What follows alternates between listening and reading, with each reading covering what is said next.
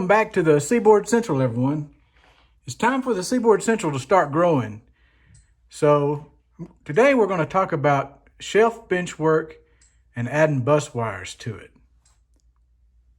Now the method I'm using, I'm not saying it's the best way or the only way, but it's a method that's working out for me, and it's showing like it's going to have good results.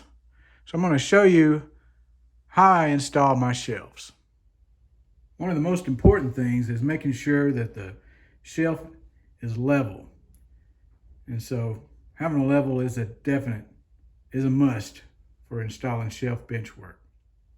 These shelf brackets are pretty simple, but the big thing is to find the studs, and I've installed these 2.5-inch deck screws to hold the brackets to the studs.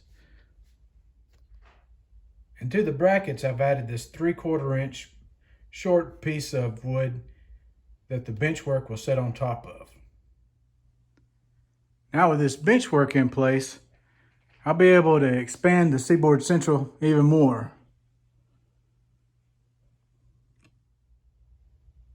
Next up, I'm going to show you how to run the bus wire underneath this shelf work. Now keep in mind, I am going to end up putting a fascia on this shelf work, so all this stuff will be covered up. Hopefully it'll look more like just floating shelves. So as you can see here, I've got a couple of wires that are coming actually through the wall that goes to the other side where it connects to my DCC system.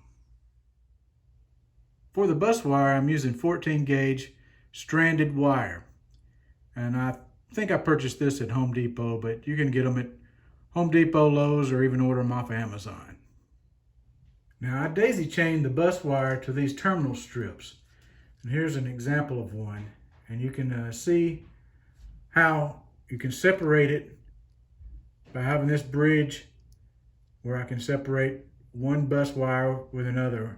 And just by running one wire in here, it'll power all this in this section, and this one will power all this section. If you don't have something you have to, like that, you end up having to use wires like this one to do the same thing. And anyway, from these locations all along the layout, I'll be able to run the feeders up to the track.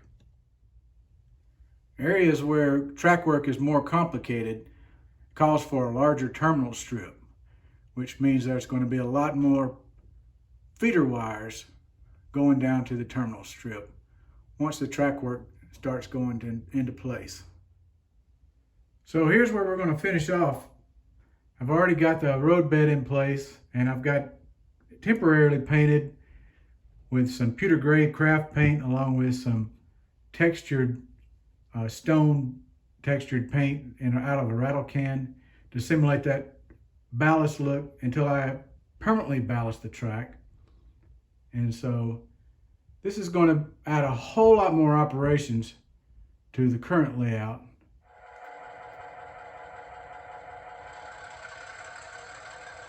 So I hope you found this video useful.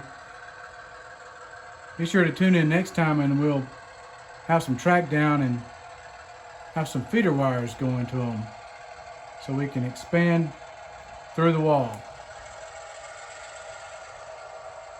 So until then, thanks for stopping by the Seaboard Central, and happy model railroading, everyone.